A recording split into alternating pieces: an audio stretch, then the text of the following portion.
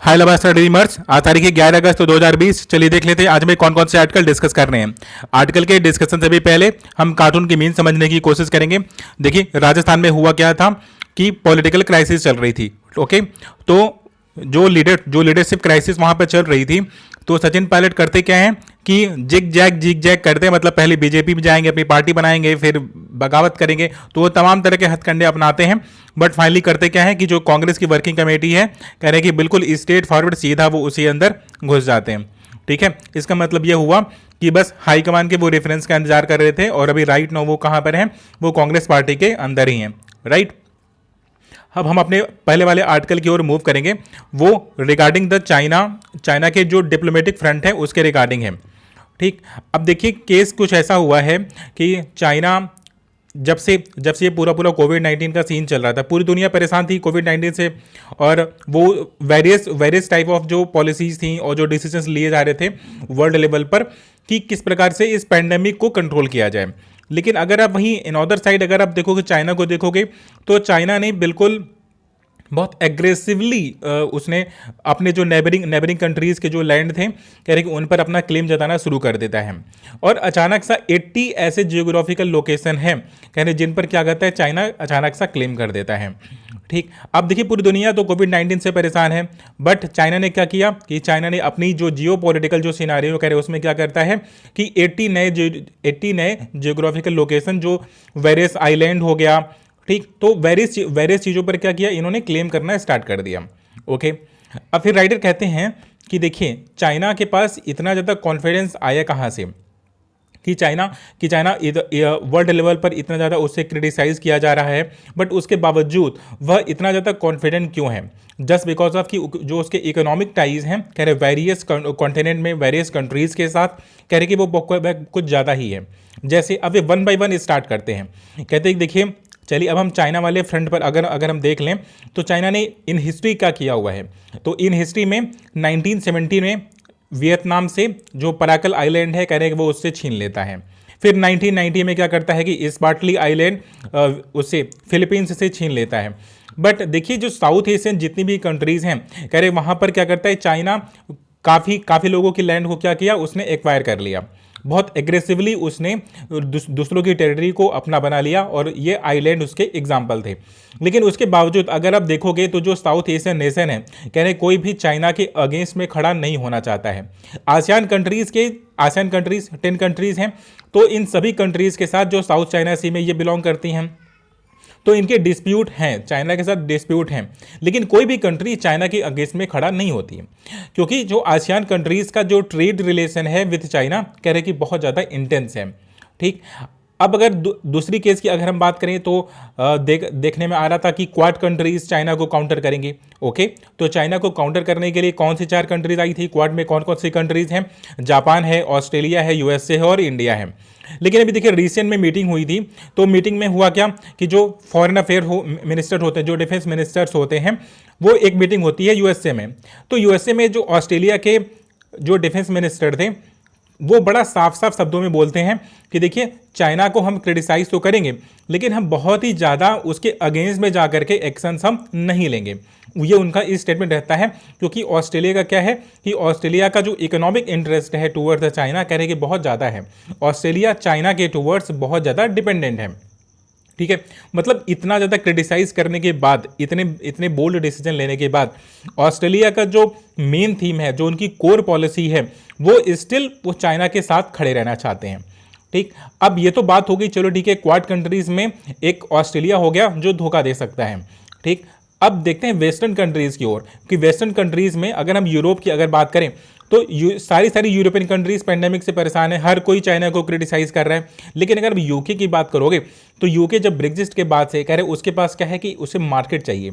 क्या चाहिए? मार्केट चाहिए। तो इंडिया चाइना एक कंज्यूमर्स का एक बड़ा मार्केट है, तो वो करना क्या चाहता है, तो जस्ट बिकॉज कि अपने इकोनॉमिक इंटरेस्ट की वजह से यूके भी चाइना के साथ एक अच्छा रिलेशन मेंटेन करके रखना चाहता है।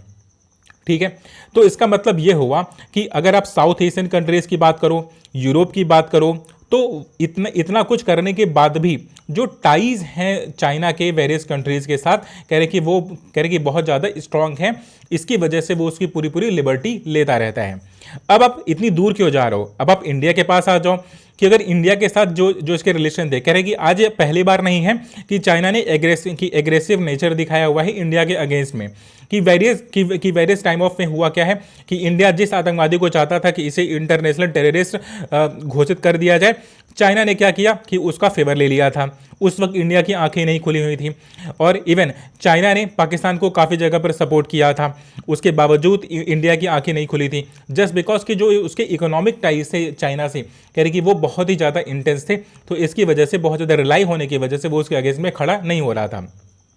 कह रही थी बहुत ही कम ऐसी कंट्रीज़ हैं, कह रही कि जो यूनाइटेड स्टेट्स के सपोर्ट में साउथ चाइना सी में चाइना के अगेंस्ट में खड़ी हो सकती हैं। कह रहे कि यूनाइटेड स्टेट्स, कह रहे कि वो अगर साउथ चाइना की जो सिक्योरिटी है, जो नवल शिप है, कह रहे कि वो करती क्या है कि वो सिक्योरिटी भी प्रोवाइड कराती है जो आउटरेजेस, मतलब जो एक्सटर्नल जो थ्रेट होता है, समटाइम होता है कि केवल कंट्रीज़ ही नहीं पोचिंग करती हैं, कंट्रीज़ ही नहीं थ्रेट हुआ करती हैं, कुछ लोकल जिस तरह के गुंडे होते हैं, कह रहे उसी प्रकार से जो छोटे छोटे आइलैंड में भी कह रहे कि कुछ ऐसे कहते हैं ना कि तत्व होते हैं कि जो परेशान करते हैं, जो ट्रेड को प्रॉपर तरीके से हैंडल नहीं होने देते हैं, तो वहाँ पर सिक्योरिटी, वो जो चाइना को जो नवल शिप है, कह रहे कि वो वहाँ पर सिक्योरिटी प्रोवाइड करवाता है। तो इसकी वजह से जो साउथ चाइना की जितनी भी कंट्रीज़ हैं, कह रहे कि उनके बॉर्डर डिस्प्यूट तो हैं ही चाइना के साथ, बट स्टिल वो चाइना के साथ खड़े रहना चाहते हैं। ठीक, तो एवरीवन नोज कि चाइना की एक्सेप्ट अगर हम पाकिस्तान को छोड़ दें, हर कोई इस पूरे चाइना के एम्बिशन को जानता है, बट उसके बावजूद चाइना के साथ खड़ा हुआ दिख रहा है। ठीक, अब देखिए इंडिया के लेसन की बात करते हैं। कहते हैं देखिए इतना कुछ हो चुका है वर्ल्ड लेवल पर, बट स्टिल चाइना का साथ कोई भी छोड़ने को तैयार नहीं है, चाइना आइसोलेशन में नहीं जा रहा है। ठीक, और चाइना इस बात को बहुत अच्छे से जानता है, इसलिए वो कर क्या रहा है कि इंडिया को काउंटर करने के लिए उसने नेपाल को, अफगानिस्तान को, पाकिस्तान को और खुद को, मतलब इतने लोगों को मिलाकर के उसने किया क्या कि बेसिकली एक ग्रुप का निर्माण कर रहा है, और अपना जो सी पैक वाला रीजन है, चाइना पाकिस्तान इकोनॉमिक कॉरिडोर, उसको ईरान और अफगानिस्तान तक वो उसे एक्सटेंड करना चाहता है। क्योंकि ईरान से तेल आयात करना इंडिया ने बंद कर दिया था जैसे यूएसए ने सैंक्शन लगाया था, लेकिन ईरान को पैसों की जरूरत थी, ईरान चाहता था कि उससे कोई तेल खरीदे, तो चाइना ने उससे तेल खरीद लिया था बिना यूएस के थ्रेट के। तो ईरान क्या करेगा कि ईरान बड़ी ऑब्वियस सी बात है, वो उसका सपोर्ट चाहेगा।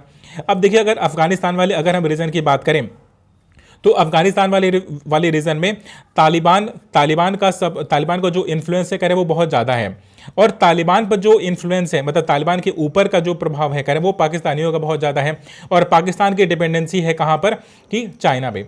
तो इसका मतलब ये हुआ कि इनडायरेक्टली चाइना कंट्रोल करता है तालिबानियों को, और तालिबान डोमिनेट करता है पूरे अफगानिस्तान में, मतलब जो वहाँ की जो गवर्नमेंट है, कह रहे हैं कि वो क्या है कि वो बल्कि डोमिनेट नहीं करती है, बल्कि ये तालिबानीज डोमिनेट करते हैं।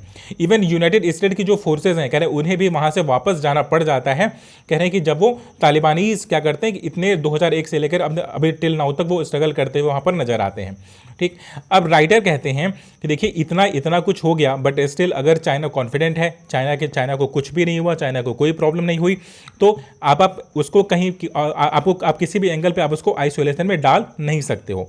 और जब तक कि यूएसए ऐसा कुछ करेगा, कह रहे कि इसमें इलेक्शंस भी चल रहे हैं, कह रहे कि चाइना भी बहुत अच्छे से जानता है कि जो यूएसए का जो फ्रंट, जो यूएसए चाहता है अभी राइट नाउ, जो भी काम वो कर रहा है, कह रहे कि वो हो सकता है कि ये इलेक्शन के बाद वो सॉफ्ट पड़ जाए चाइना के अगेंस्ट में। ठीक, वो कोई भी कोल्ड वॉर नहीं चाहता है अगेंस्ट द किसके कि चाइना के साथ, क्योंकि इसमें हर किसी का नुकसान होता है। ओके, तो हमारा ये वाला आर्टिकल क्या हो गया कि डिस्कस हो गया। अब इसमें राइटर का जो लास्ट सजेशन रहता है वो ये रहता है कि इंडिया को बैलेंसिंग अप्रोच पर ध्यान देना चाहिए, क्योंकि जैसे ही इलेक्शन कंप्लीट होगा, इलेक्शन समाप्त होगा, और होने क्या वाला है कि बहुत ही जल्दी ये जो डिप्लोमेटिक चेंजेस हैं, कह रहे हैं कि जो पॉलिसीज वो जो शिफ्ट होगी, कह रहे हैं कि वो ड्रास्टिकली होगी, तो इंडिया को इस बात पर विशेष ध्यान देना चाहिए। तो हमारा ये वाला आर्टिकल क्या हो गया, डिस्कस हो गया। नेक्स्ट वन आर्टिकल हमारे पास डिस्कस करने के लिए वो रिगार्डिंग द व्हाट की ब्यूरोक्रेसी के रिगार्डिंग है। देखिए यूपीएससी का एग्ज़ाम का अभी रिसेंट में रिजल्ट अनाउंस हुआ।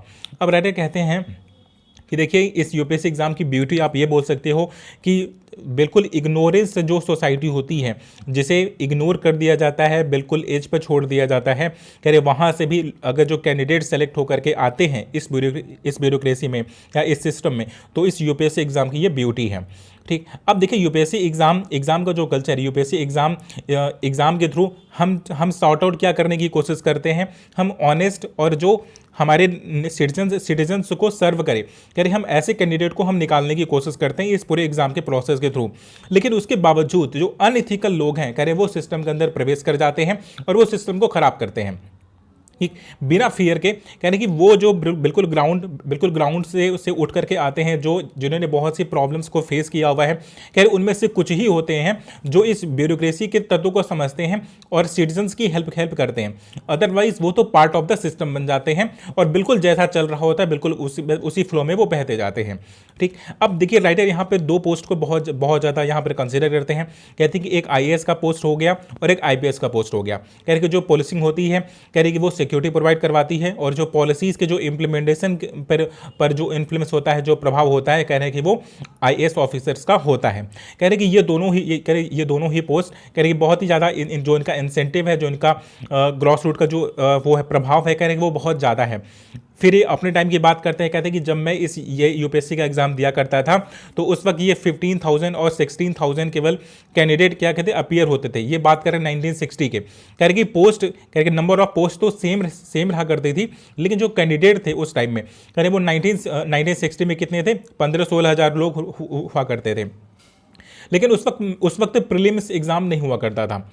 लेकिन आज की तारीख में कि लाखों लोग बैठते हैं और बिल्कुल रफली कह रहे कि बहुत ही ब्रूटली होता क्या है कि प्रिलिमिनरी एग्जाम में एक बड़ी पॉपुलेशन को छांट दिया जाता है। कह रहे हैं कि इतना ज़्यादा इंसेंटिव वगैरह बढ़ने के बावजूद, इतना ज़्यादा इंसेंटिव होने और इतना जो उसका प्रभाव है सोसाइटी में, कह रहे हैं उसकी वजह से लाखों लोग इस परीक्षा में बैठते हैं और एक बड़ी पॉपुलेशन को प्रीलिम्स एग्जाम में डिसक्वालीफाइड कर दिया जाता है। फिर उनमें से भी बिल्कुल जो ऑड वन आउट होते हैं कि राइट कि 800 एंड 900 कैंडिडेट क्या होते हैं कि फाइनली इनलिस्टिंग होते हैं। फिर यहाँ पे एथिकल डिलेमा की बात करते हैं, कहते हैं कि हमें थोड़ा सा अप्रोच में कुछ तो चेंजेस करने चाहिए, जैसे हो गया कि जो अनइथिकल लोग हैं, कह रहे हैं उन्हें और भी ज़्यादा फिल्टर किया जा सके, ताकि सिस्टम में बिल्कुल फ्रेश कैंडिडेट आएँ और बिल्कुल फियरलेसली कि मीन कंट्री को सर्व करने के लिए आएँ, ना कि वो अपने सेल्फ इंटरेस्ट के लिए इस सिस्टम के अंदर प्रवेश करें। ठीक, तो ये वाला आर्टिकल हमारा क्या हो गया, डिस्कस हो गया। इसमें ज़्यादा कुछ था नहीं, सिंपली वो ये एथिकल डिलेमा की बात करें, कह रहे कि जो एथिक्स हैं ब्यूरोक्रेसी का, कह रहे इसे मेंटेन करने के लिए, कह रहे इस एग्जामिनेशन प्रोसीडिंग में कह रहे कुछ तो चेंजेस हमें करने चाहिए। ठीक, तो ये वाला आर्टिकल हमारा डिस्कस हो गया। अब हम अपने नेक्स्ट आर्टिकल की ओर मूव करेंगे। देखिए ये जो हमारे ये वाला आर्टिकल है वो रिगार्डिंग द जीएसटी है। देखिए जो जुलाई 2017 में 1 जुलाई से क्या हुआ कि जीएसटी लागू हो गया था। जीएसटी क्या है कि एक प्रकार का इनडायरेक्ट टैक्स है। अब जिस वक्त जीएसटी को लागू किया गया था उस वक्त हुआ क्या था कि जो वेरियस स्टेट थे, यानी कि वेरियस स्टेट में अपना इंडिविजुअल वो टैक्स लिया करते थे। कुछ लोग का वैट था, सेल्स टैक्स था, सर्विस टैक्स था, यानी कि वेरियस टाइप ऑफ जो इनडायरेक्ट वो थे टैक्सेस थे, यानी कि वो स्टेट गवर्नमेंट के द्वारा लिया जाता था। लेकिन जीएसटी के आने के बाद होता क्या है कि वो इनडायरेक्ट टैक्सेस को कंपाइल करके इन्होंने जीएसटी के अंदर ला दिया। अब जीएसटी देखिए डेस्टिनेशन वाइज टेस्ट है, मतलब कि जहाँ पर जो कंज्यूमर होगा, जहाँ पर पर्टिकुलर कोई प्रोडक्ट कंज्यूम किया जाएगा, कह रहे हैं कि वहाँ पर टैक्स मिलता है, वहाँ पर टैक्स पे किया जाता है। अब इसे होता क्या है कि जो एक्सपोर्टिंग स्टेट्स होते हैं, जहाँ पर मैन्युफैक्चरिंग होती है किसी भी प्रोडक्ट की, कह रहे उनको टैक्स नहीं मिलता है। कह रहे टैक्स मिलता किसको है कि जो कंज्यूम कर रहे होते हैं। जैसे अगर गुजरात में अगर नैनो कार बनती है तो अब यूपी वाला अगर खरीदेगा तो गुजरात को टैक्स नहीं मिलने वाला है। ठीक, मिलेगा किसको टैक्स मिलेगा, यूपी वाले को, यूपी गवर्नमेंट को टैक्स मिल जाएगा। तो देखिए इससे जो मेजर पॉपुलेशन जो नॉर्थन वाली पॉपुलेशन है, कह रहे हैं कि जब कंज्यूम करती है तो इन स्टेट्स को टैक्स में कह रहे ज़्यादा रेवेन्यू मिल जाता है। तो ये वाला कंसर्न रेज किया गया कि जो मैन्युफैक्चरिंग स्टेट थे, कह रहे उन्होंने कंसर्न रेज किया, कह रहे हैं कि भाई ये क्या बात हुई। कह रहे कि इससे पहले तो हम क्या करते थे, हम तो मतलब जब भी सेल्स टैक्स होता था, जब भी कोई भी प्रोडक्ट बेचा जाता था, हम उस पर टैक्स लगा देते थे, उससे हमारा जो रेवेन्यू था कह रहे बहुत अच्छा आता था। लेकिन आपके जीएसटी की वजह से हमारा तो नुकसान हो रहा है, क्योंकि स्टेट की भी अपनी कुछ रिस्पॉन्सिबिलिटीज़ होती हैं अपने सिटीजन्स को लेकर के, तो उन्हें वो फुलफिल करना ही होता है।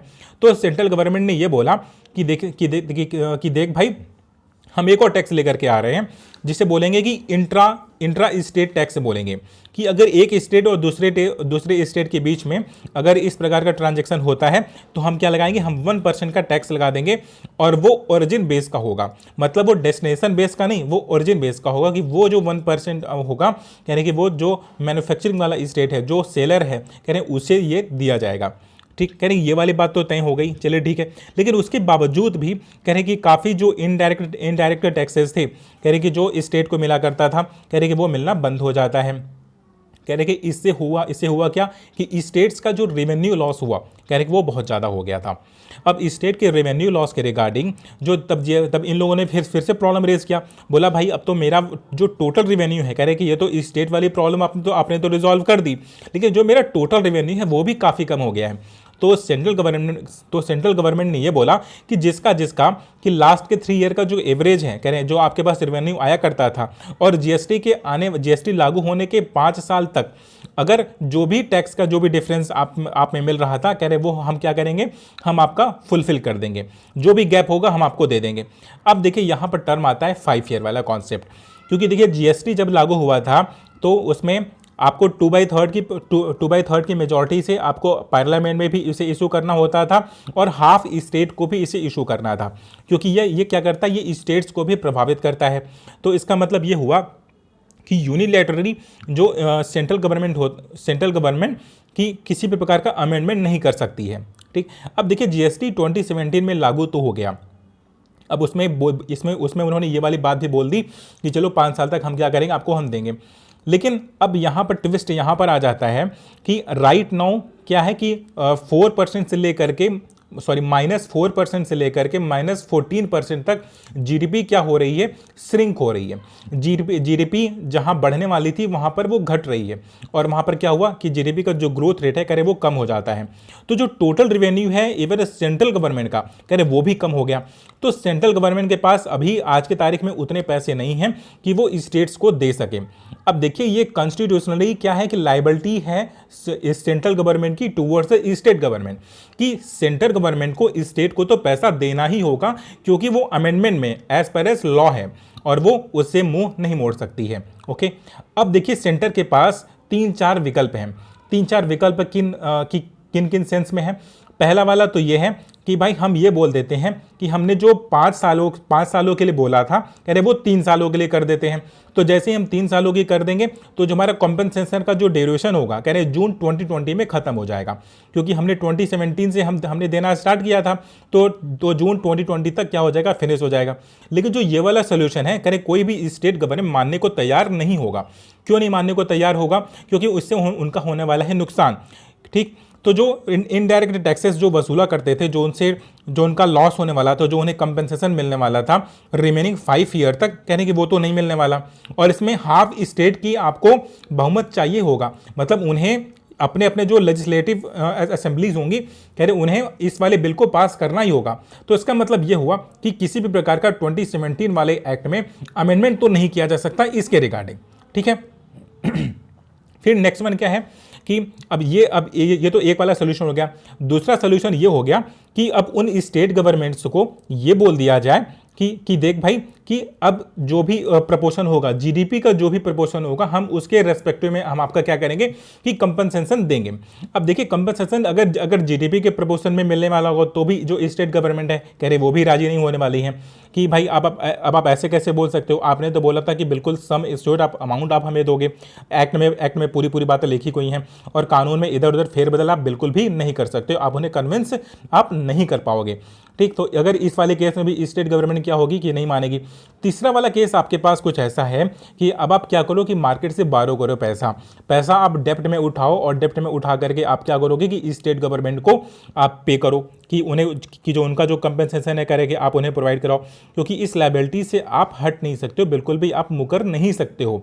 ठीक, अब या तो आप फिर कन्विंस करना शुरू करो कि देखिए ये कि केवल 3 साल तक तो था ही और अभी क्या करना है कि उनको कि जितने भी सेस वगैरह में था, क्योंकि काफ़ी सेस वगैरह लगाए गए थे सेंट्रल गवर्नमेंट के द्वारा, कि आप कुछ जो सेस का परसेंटेज है, कह रहे कि आप उनके लिए बोल दो, कह दो कि सेस के बेसिस पर आप स्टेट गवर्नमेंट को बोलो कि आप पैसों की अभी आप क्या क्या कर सकते हो कि बोरोइंग कर सकते हो, क्योंकि कुछ भी पैसा अगर आपको उधार लेना होता है तो आपको कुछ ना कुछ गिरवी तो रखना होता है। तो जो सेंट्रल गवर्नमेंट का जो सेस वाला अमाउंट है, कह रहे उसको गिरवी रख करके क्या जो स्टेट गवर्नमेंट है वो अपने उन पैसों की भरपाई कर सकती है। ठीक, तो देखिए राइटर यहाँ पर यही 3-4 सोल्यूशन बताते हैं। कहते हैं कि देखिए जीएसटी के लागू होने के बाद जो उनका नुकसान हुआ है, जिस प्रकार से उनके पास पैसे आने चाहिए थे उस प्रकार से पैसे उनके पास नहीं आते हैं।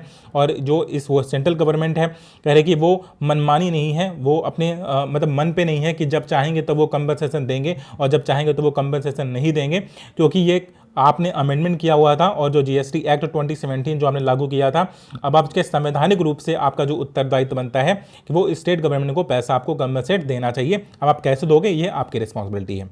अब हम अपने नेक्स्ट वन आर्टिकल की ओर मूव करेंगे। ये वाला आर्टिकल है हमारा WHO की इंपॉर्टेंस के रिगार्डिंग। देखिए नवंबर में हुआ क्या कि चाइना में इस कोविड-19 का स्प्रेड इशू हो जाता है। अब नवंबर में जब लागू होता है तो उसके बाद जनवरी में जापान में, साउथ कोरिया में और हांगकांग में और इन वेरियस जो कंट्रीज़ हैं, कह रहे हैं वहाँ पर भी ऐसे हमें केसेस हमें देखने को मिल जाते हैं। लेकिन ऐसे वाले टाइम पीरियड में भी WHO क्या कहता है, WHO कहता है कि नहीं, ये तो केवल एक नॉर्मल सा फीवर है और ये कोई पैंडेमिक है नहीं, मतलब जो सीवियरिटी होती है इसकी, इसे काफ़ी लूज कर देता है। तो जो वीक कंट्रीज़ हो गई, जैसे अनडेवलप्ड कंट्रीज़ हो गई या डेवलपिंग कंट्रीज़ हो गई, जो WHO पर रिलाई करती हैं, उसके इन्फॉर्मेशन पर रिलाई करती हैं, कह रहे कि उन्होंने किसी भी प्रकार का एक्शन नहीं लिया। और चाइना से जो कोविड-19 है, जो कोरोना वायरस है, कह रहे हैं कि पूरी दुनिया में फैल गया। कह रहे हैं कि ये तो किसकी जिम्मेदारी थी, WHO की जिम्मेदारी थी कि टाइम रहते अगर वो नवंबर में ही, अगर जनवरी में ही अगर वो बता देते कि ह्यूमन टू ह्यूमन अगर ट्रांसमिशन हो रहा है, क्योंकि ये तो साउथ कोरिया ने भी ये वाली बात बोली थी और ताइवान ने भी ये वाली बात बोली थी। ताइवान ने भी कहा था कि जो चाइना का जो वायरस है ये ह्यूमन टू ह्यूमन वो क्या हो रहा है कि वो ट्रांसमिट हो रहा है। तो एटलीस्ट उन्हें करना क्या चाहिए थी, इसकी जांच करनी चाहिए थी और जितना जल्दी हो सकता था, कह रहे कि उतना जल्दी उन्हें क्या करना चाहिए, इसे पैंडेमिक घोषित करना चाहिए था।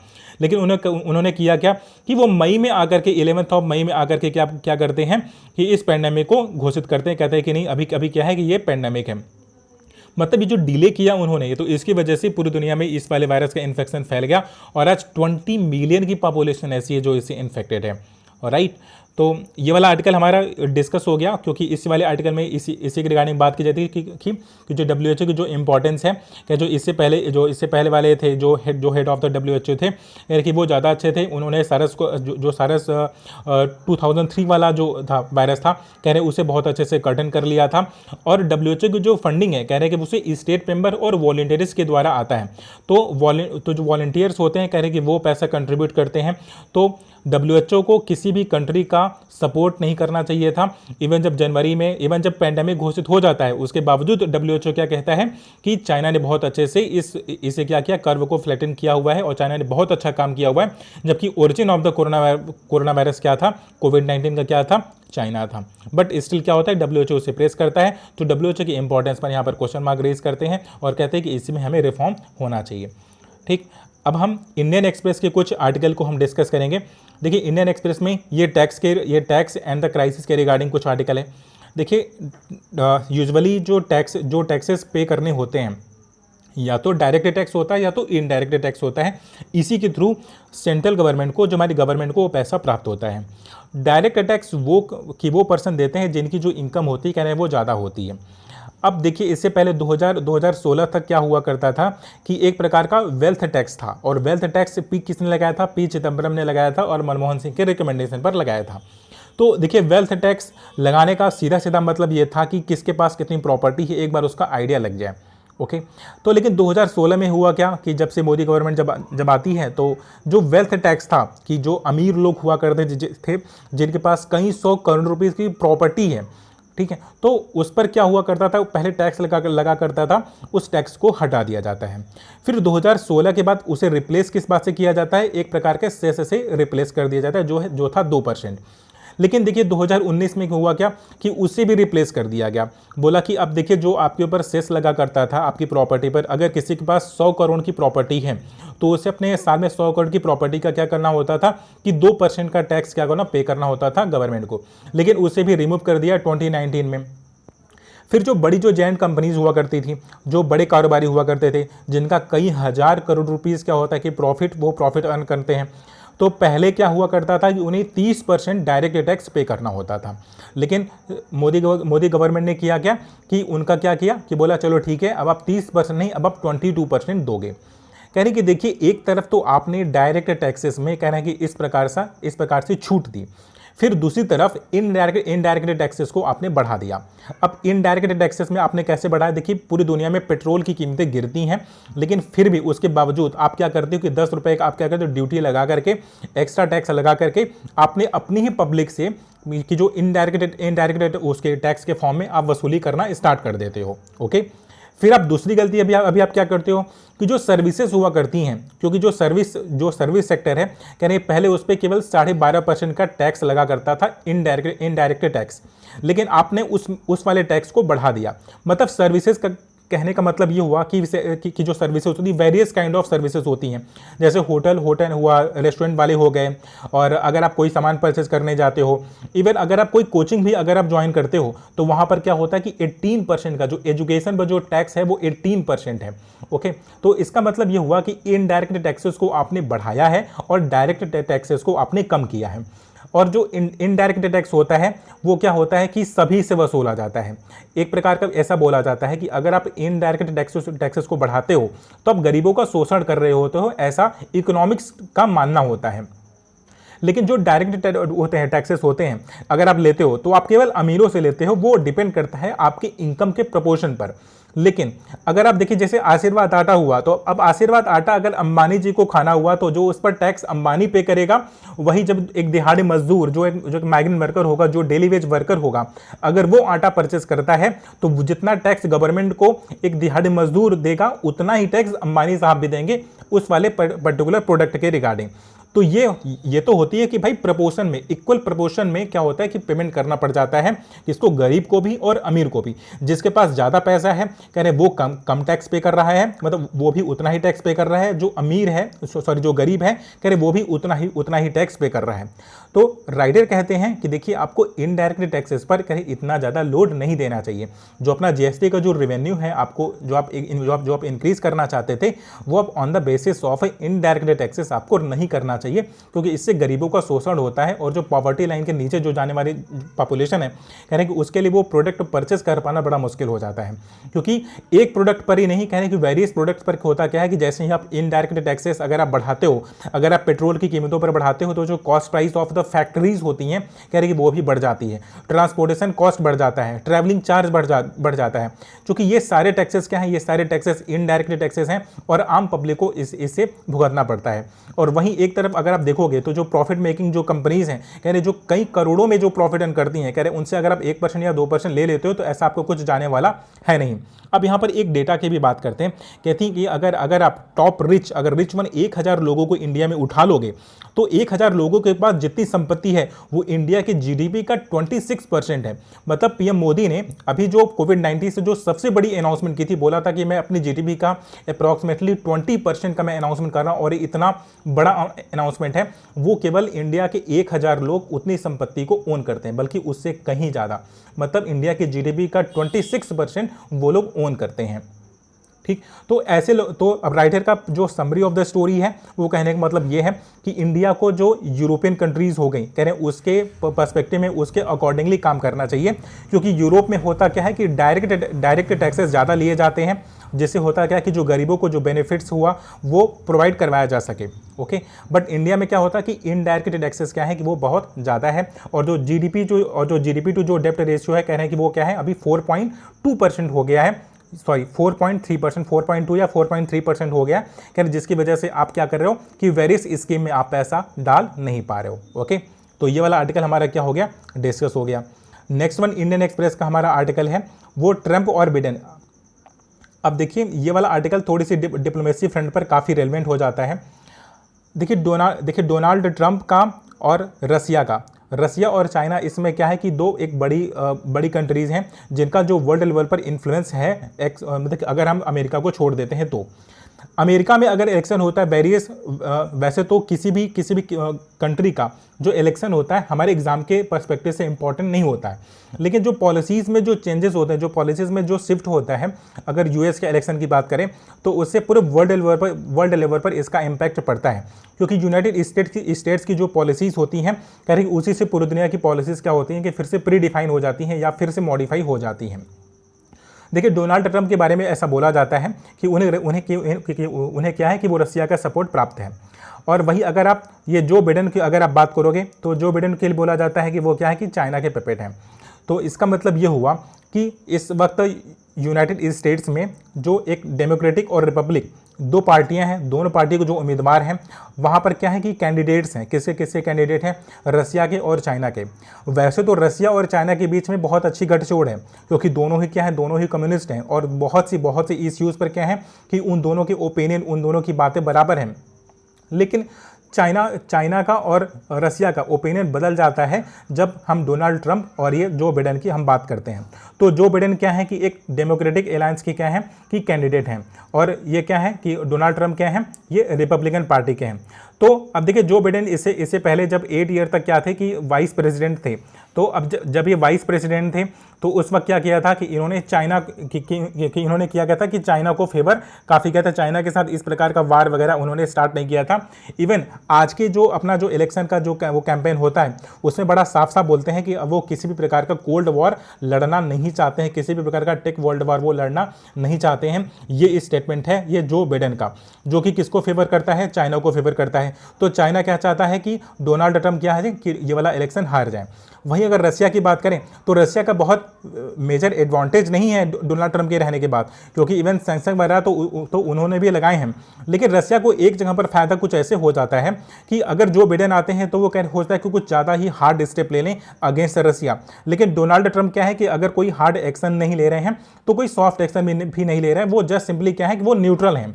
तो सॉफ्ट एंड हार्ड के बीच में ये डोनाल्ड ट्रंप के होने की वजह से होता क्या है कि रसिया को यहाँ पर फायदा हो जा रहा है। अब अगर इंडिया के पर्सपेक्टिव की अगर हम बात करें, देखिए इंडिया का सिनेरियो है कह रहे उसमें भी मेजर चेंजेस हैं कि यहाँ पर जो सिटीजनशिप अमेंडमेंट एक्ट था, तो जो बिडेन ने किया कि इसके बारे में क्या बोला क्या है कि ये गलत है। इंडिया ने जो ये वाला लॉ किया गया, अमेंड किया हुआ है। इवन जो जम्मू एंड कश्मीर में हम लोगों ने इंटरनेट वगैरह बंद कर दिया है, तो वहाँ पर भी जो बिडेन का क्या बोलना है कि यहाँ पर क्या है कि ह्यूमन राइट का वायलेशन हो रहा है। मतलब जो बिडेन का जो पूरा अगर आप इन्फ्लुएंस दोगे, जो उनका प्रभाव है, वो इंडिया के कुछ एक्शंस को क्या करते हैं कि वो क्रिटिसाइज भी करते हैं। बट देखिए, अगर आप डोनाल्ड ट्रंप को देखोगे तो डोनाल्ड ट्रंप भी मतलब अमेरिका के इंटरेस्ट में ही काम करते हैं। अगर उनका इंटरेस्ट है तो फिर तो वो इंडिया के साथ हैं, अदरवाइज वो नहीं है, राइट। अब राइटर यहाँ कहते क्या है कि जो पूरी पूरी है इस वक्त कि कौन इलेक्शन कैंपेन को जीतता है और कौन कैसे जीतेगा, क्योंकि 2016 में डोनाल्ड ट्रंप जब वापस आए थे तो ऐसा बोला जाता था कि रसिया ने कैंपेन किया और उन्हें जिताने की कोशिश कर रहे हैं। इस वक्त क्या है कि चाइना जिताना चाहता है जो बिडेन को और डोनाल्ड ट्रंप को जिताना चाहते हैं रसिया, ठीक। तो अब इन दोनों के बीच में इंडिया का जो न्यूट्रल वाला जो स्टांस है, राइटर कहते हैं कि अभी कुछ टाइम तक क्या करना चाहिए कि मेंटेन करके रखना चाहिए इंडिया को, और बहुत ही माइक्रो लेवल पर क्या करनी चाहिए कि एनालिसिस करनी चाहिए कि यूएस में पॉलिसी में जो चेंजेस हैं कह रहे हैं वो किस प्रकार से होने वाले हैं। तो हमारा ये इंडियन एक्सप्रेस का ये वाला आर्टिकल क्या हो गया, डिस्कस हो गया। अभी हम फिनेंशियल एक्सप्रेस का कुछ आर्टिकल डिस्कस करेंगे, वो रिगार्डिंग देखिए ये ग्रेजुएटी का रूल है। अगर हम जॉब करने के लिए जाते हैं तो कुछ पैसा हमारा ईपीएफओ में जाता है और कुछ पैसा हमारा कि ग्रेजुएटी फंड में चला जाता है। अब देखिए, ग्रेजुएटी फंड में अभी तक का नियम क्या है कि अगर आप एक लिमिटेड पीरियड तक अगर आप सर्विस देते हो, जैसे अगर आप किसी भी ऑर्गेनाइजेशन में अगर आप 5 वर्षों तक अगर आप काम करोगे, तब तो आपको आपका जो ग्रेजुएटी वाला फंड है करें वो आपको मिलेगा, जो कि 4% के ऑलमोस्ट होता है। लेकिन अगर आप उस ऑर्गेनाइजेशन में अगर आप वो 5 साल काम नहीं करते हो तो आपको वो पैसा नहीं मिलता है। लेकिन कुछ ऑर्गेनाइजेशन अपने एम्प्लॉय का क्या करती हैं, शोषण करती हैं, और वो कहती क्या है कि देखिए 5 साल नहीं, अगर यदि आप मेरे ऑर्गेनाइजेशन में अगर आप लगातार 10 वर्षों तक काम करोगे तब तो आपका ये ग्रेजुएटी फंड मिलेगा, अदरवाइज आपको ये ग्रेजुएटी फंड नहीं मिलेगा। और ये ग्रेजुएटी फंड एक बहुत ही छोटा सा अमाउंट होता है, और यूजुअली होता क्या है कि एम्प्लॉयर ही पे करता है एम्प्लॉय को। अब राइटर कहते क्या है कि देखिए, अब राइट नाउ अभी जो वर्किंग का कल्चर है, पहले हुआ करता था कि जॉब्स में इंस्टेबिलिटीज़ हुआ करती थी, लेकिन जैसे ही हमने लेबर लॉज वगैरह को रिमूव किया तो लोगों की जो जॉब है, कहने की जॉब से रिमूव होना, और बिल्कुल एक प्रकार का आप बोल सकते हो कि जो गिग इकोनॉमी वाला जो पैटर्न है कि जब तक मेरी ज़रूरत रहेगी तभी तक मैं एम्प्लॉय को हायर करूंगा, उसके बाद मैं फायर कर दूंगा। तो हायर एंड फायर का जो ये वाला कल्चर है अभी जो गिग इकोनॉमी है, कह रहे उसमें ये ग्रेजुएटी फंड वाला कॉन्सेप्ट कह रहे फिट नहीं बैठता है। कह रहे कि या तो आप जिस प्रकार से ईपीएफओ में होता है, अब देखिए ईपीएफओ में क्या होता है कि एक एम्प्लॉय का एक सर्टेन अमाउंट, कि एक एम्प्लॉयर और एम्प्लॉय जो एम्प्लॉय होता है और जो एम्प्लॉयर होता है, कह रहे दोनों कंट्रीब्यूट करते हैं ईपीएफओ वाले फंड में। लेकिन अगर कोई पर्सन है वो अपनी जॉब को शिफ्ट करता है एक कंपनी से, अगर वो दूसरी कंपनी में चला जाता है तो उसकी पोर्टेबिलिटी हो जाती है, मतलब वो अपना वही ईपीएफओ का अकाउंट अपनी नई वाली कंपनी को दे देगा और फिर से उस वाले अकाउंट में क्या होगा कि पैसे जाने लग जाते हैं। तो इससे जो पिछली वाली कंपनी में जो उसने ईपीएफओ के अकाउंट में कंट्रीब्यूशन दिया था, कह रहे कि वो बना रह जाता है। राइटर कहते हैं कि वेरी सिमिलर ही होना चाहिए ये ग्रेचुइटी वाले फंड में भी, क्योंकि जो एम्प्लॉय का जो कड़ी मेहनत की जो पैसा होता है, कह रहे वो लैप्स हो जाता है। कह अगर किसी 5 वर्षों की जगह अगर 3 साल में या 3.5 साल में 4 साल में भी अगर वो छोड़ देता है तो उसे उसका वो ग्रेचुइटी फंड उसे मिलता नहीं है, जो कि उसके सैलरी का एक अमाउंट उसमें दिखा दिया जाता है। और जब कंपनीज जब अपना बैलेंस शीट शो कर रही होती हैं तो उसमें वो दिखाती क्या है कि मैंने अपने एम्प्लॉयज़ को ये 4% का क्या दिया है कि ग्रेचुइटी का फंड दिया हुआ है, इसकी वजह से वो करती क्या है कि टैक्स पे करने से बच जाती हैं। देखिए एक एम्प्लॉय के लिए 4% का अमाउंट तो बड़ा छोटा हो सकता है, लेकिन वो कंपनीज जो कई हजार करोड़ रुपीस में प्रॉफिट अर्न करती हैं उनके लिए ये 4% का अमाउंट बहुत ज़्यादा होता है। तो ऐसा भी देखने को मिला है कि उन्हें ग्रेचुइटी फंड ना देना पड़े तो इसकी वजह से वो एम्प्लॉय को क्या कर सकते हैं, वो फायर कर देते हैं और वेरियस टाइप ऑफ क्या होते हैं एक्सक्यूजेस देते हैं, जिससे उन्हें जो उनका ग्रेचुइटी फंड है वो उन्हें ना देना पड़े या बहुत ही नाम मात्र का देना पड़ जाए। ठीक, तो राइटर के अकॉर्डिंग क्या करना चाहिए, इस ग्रेचुइटी फंड में हमें ऐसे चेंजेस करने चाहिए। ठीक, तो हमारा ये वाला आर्टिकल क्या हो गया, डिस्कस हो गया। नेक्स्ट वन आर्टिकल है हमारे पास फाइनेंशियल एक्सप्रेस से। देखिए वो है स्कूल एजुकेशन सिस्टम को ओपन करने की बात कर रहे हैं। अब राइटर यहाँ पर क्रिटिसाइज कर रहे हैं क्योंकि यूजीसी क्या चाहता है, यूजीसी चाहता है कि जितने भी फाइनल ईयर के एग्जाम हो कह रहे हैं वो कंडक्ट हो जाए, क्योंकि बिना उस एग्जाम के कंडक्ट की वो क्या करेंगे, वो डिग्री नहीं देना चाहते हैं। इवन ये अगस्त के बाद से सितंबर वाले मंथ से कह रहे हैं इसे 0 सेशन करार नहीं देना चाहते हैं इस पूरे ईयर को, और चाहते क्या हैं कि यहाँ पर सेशन चलना स्टार्ट हो जाए और स्कूल्स ओपन हो जाए, क्योंकि कुछ ही स्टेट ऐसे हैं जो नहीं चाहते हैं कि स्कूल ओपन हो, लेकिन जो अदर स्टेट्स हैं कह रहे हैं वो स्कूल ओपन करने पर क्या है कि पूरी तरह से एग्रीमेंट हो गए, पूरी तरह से सहमत हो गए हैं। अब देखिए राइटर यहाँ पर एग्जांपल देते हैं, कहते हैं देखिए यूएस और अगर इजराइल की बात करें तो वहाँ की जो मेजर जो प्रेस्टिजियस जो इंस्टीट्यूशंस हैं, कह रहे जो स्कूल हैं, कह रहे वहाँ पर नंबर ऑफ केसेस कह रहे अचानक से बहुत ज़्यादा बढ़ गए हैं। तो अगर आप रेफरेंस ले लोगे अगर यूएस और इजराइल का, तो आपको ये देखने को मिलेगा कि ऐसे वाले टाइम पीरियड में स्कूल का ओपन होना बिल्कुल भी ठीक नहीं है। तो इंडिया को यूएस और इजराइल से लर्न करना चाहिए और स्कूल को अभी न खोलने पर सहमत हो जाना चाहिए। ठीक, तो इस वाले आर्टिकल में इससे ज़्यादा कुछ भी था नहीं, बट सिंपली कि स्कूल ओपन नहीं करना चाहिए। ठीक, तो जितने भी रेलेवेंट आर्टिकल थे डिस्कस करने के लिए वो सारे आर्टिकल डिस्कस हो गए हैं। आज मैंने द हिंदू, फाइनेंशियल एक्सप्रेस और इंडियन एक्सप्रेस तीनों के जो रेलेवेंट आर्टिकल थे मैंने उसे इंक्लूड कर दिया है। जिन आर्टिकल के काफ़ी ज़्यादा रिपीटिशन था उन आर्टिकल को ही केवल छोड़ा गया, बाकी सब डिस्कस किया जा चुका है। Thank you so much for watching the video.